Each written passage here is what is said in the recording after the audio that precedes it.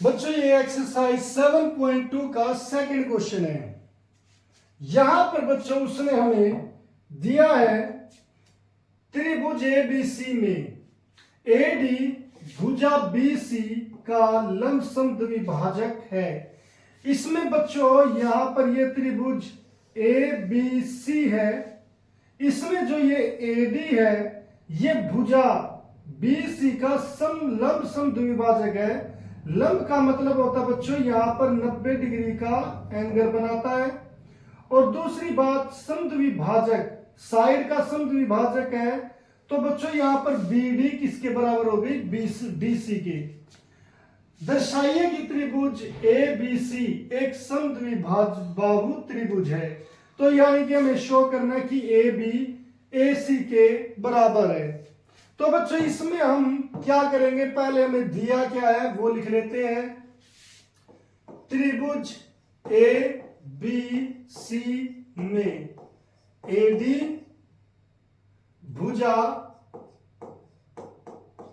BC का लंब समद्विभाजक है, समद्विभाजक है। अगर बच्चों ये चीज है तो इसका मतलब और लिख लेते हैं। इसीलिए जो बच्चों ये कोण होगा ए डी बी, इसलिए कोण ए डी बी किसके बराबर होगा? कोण ए डी सी के। यहां पर ए डी सी के और दोनों कितने हैं? 90 डिग्री के। अब दूसरी बात बच्चों, समद्विभाजक का मतलब क्या है कि बीडी व जो बीडी है बच्चों वो किसके बराबर होगी? डीसी की। तो ये हमें यहां पर दिया है, जिसकी वजह से हमें मिल गया, ये चीज मिली है, ये चीजें, ये समीकरण है, ये दो। अब बच्चों सिद्ध करना है, सिद्ध करना है, क्या सिद्ध करना है?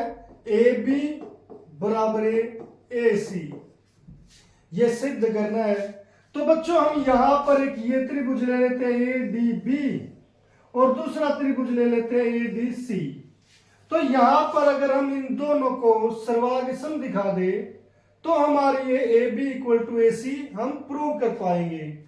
तो बच्चों हम लिखेंगे त्रिभुज ए डी सी व त्रिभुज ए डी बी में।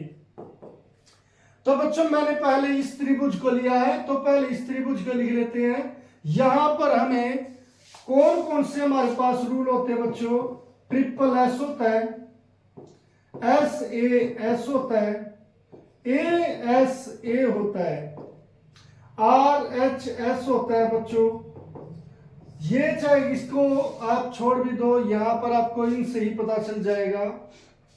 तो बच्चों यहां पर हमें साइड प्रूव करनी है, तो इसका मतलब तीनों साइड दी नहीं है तो ये तो नहीं लगेगा। बच्चों यहां पर हमें एक साइड ये दोनों को की बराबर दे दी, ये कोण बराबर दे दिया, तो एस ए। अब ये साइड जो हमारी कॉमन है तो ये एस से हम सिद्ध कर सकते हैं। इस तरीके से आप रूल को सोच सकते हो कि हमें कौन सा यूज करना है।